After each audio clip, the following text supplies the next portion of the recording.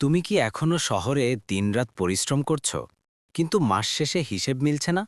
অন্যদিকে গ্রামের কিছু মানুষ কম খরচে কম স্ট্রেসে প্রতি মাসে হাজার হাজার টাকা ইনকাম করছে।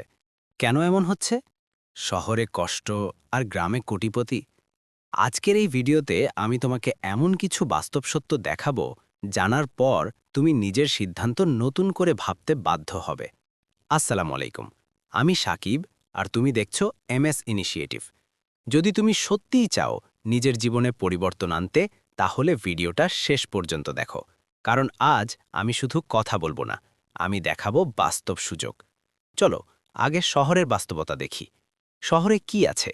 বেশি খরচ, বাসা ভাড়া, প্রতিদিনের যাতায়াত, চাকরির চাপ, আর শেষে সেভিংস ইকুয়ালস টু জিরো।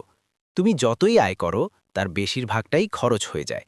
একটা উদাহরণ দিই, তুমি মাসে ২০,০০০ টাকা আয় করো, ভাড়া ৮,০০০, খাবার ৭,০০০, যাতায়াত ৩,০০০, বাকি প্রায় কিছুই না। এইভাবে তুমি কি কখনো বড়লোক হতে পারবে?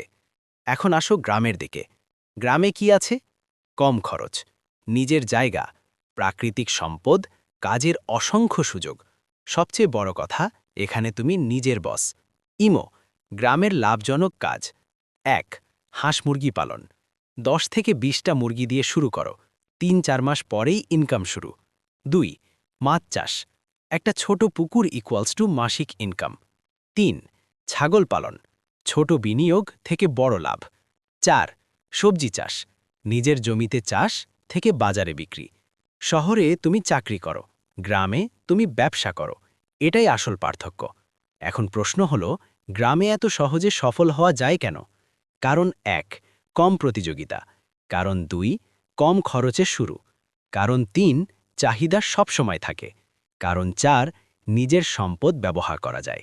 শহরে ১০০ জন একই কাজ করছে, গ্রামে হয়তো ১০ জনও করছে না। ধরো একজন ব্যক্তি শহরে চাকরি করত, মাসে ১৫,০০০ টাকা আয়। সে গ্রামে ফিরে গিয়ে ছাগল আর মুরগি পালন শুরু করল। ৬ মাস পর তার মাসিক ইনকাম ৩০,০০০ প্লাস। ১ বছর পর সে নিজের ব্যবসার মালিক। তাহলে এখন বলো, শহরে কষ্ট করে জীবন কাটাবে নাকি গ্রামে সুযোগ কাজে লাগাবে? সিদ্ধান্ত তোমার। কিন্তু একটা কথা মনে রেখো, সুযোগ সবার সামনে আসে, কিন্তু সবাই সেটা চিনতে পারে না। ভিডিওটা ভালো লাগলে লাইক দাও, কমেন্টে জানাও তুমি শহরে থাকো নাকি গ্রামে।